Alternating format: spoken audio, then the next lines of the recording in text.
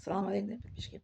Мои родители, они это, я же рассказала, что деньги они не копили это в банк. Вот мои тети, папина сестренка, мамина сестра, они копили деньги это в банк.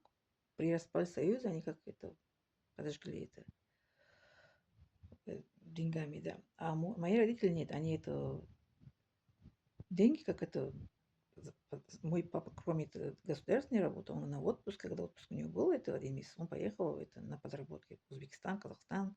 Дом он строил с друзьями из глин, дома из глины. Вот. Моя мама еще, она это работала в колхозе, еще она как декрете, когда была декретной, она получила, еще это пособие детей получила. Они вместе, как это муж, жена, как они это путешествовали, это к родням ходили, нас как кормили, нас подняли, нас как это обували, как говорят, одеждами. Вот. А даже после этой, когда пенсии они вышли, мой папа, я помню, он пенсии как не любил получить, потом он доверенность дал моей старшей сестре, он сказал, иди получи мои деньги, какие проблемы есть, решай свои проблемы это, ну, своей семье. А мой папа, он как это, брат ему как это деньги дал, как он без денег не остался.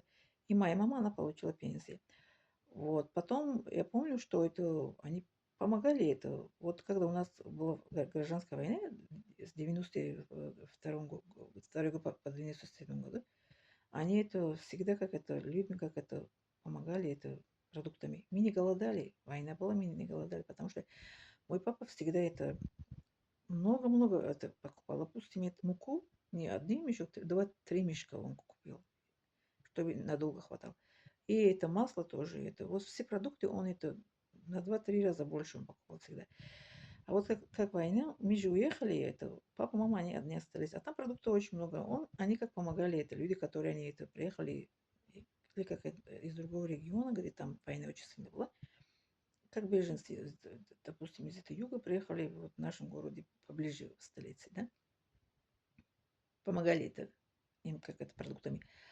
А вот моя мама, она тоже это деньгами, когда после того, война закончилась, после 97 года, уже у нас закончилась война, это моя мама, она помогала с сиротами. Она свои это, пенсии собирала и это, им помогала. Однако, помню, моя мама, она, одна женщина пришла, она дала ей деньги. Когда моя мама умерла, потом ее дочка звонила, говорит, моя мама должна была вашей мамы, она умерла, она завещала, что это я это передала вам деньги.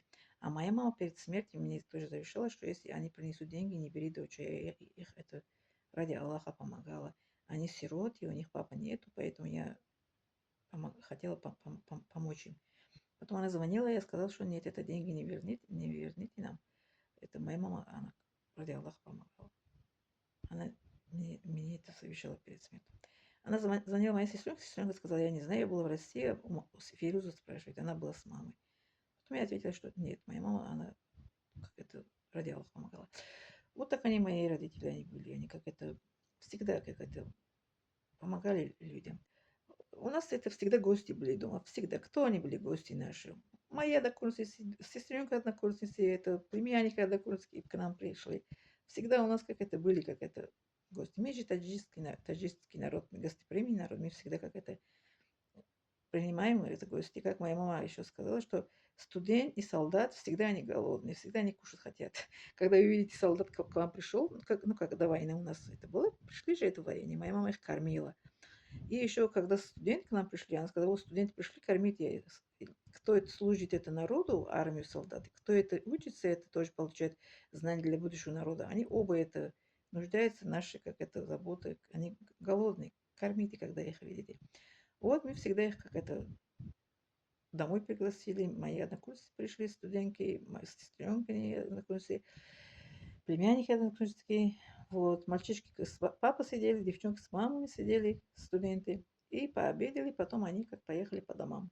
Вот так, мы гуляли, как это, в городе, да, в парках, допустим, отдыхали, потом пришли домой у нас, пообедали, кормили их, потом они пришли это, по домам. Вот такая семья у меня это была. Все это наши соседи, они как это любили мои родители. Они сказали, что у вас золотые это папа, мамы. Да, у нас русские соседи тоже были. Русские тоже, они это уважали мои папу, сказали, ваши родители самые лучшие родители. У нас соседи разные были, это нации. Узбеки, русские.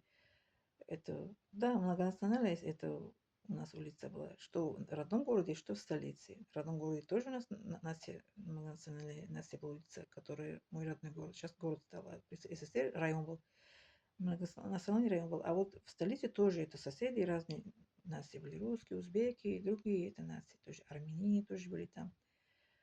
Вот так. Мы это всегда жили и живем дружно. С какой нации не было, какой веры бы не было. И мусульмане так должны быть, что это не разделить, это потому что наша религия запрещает.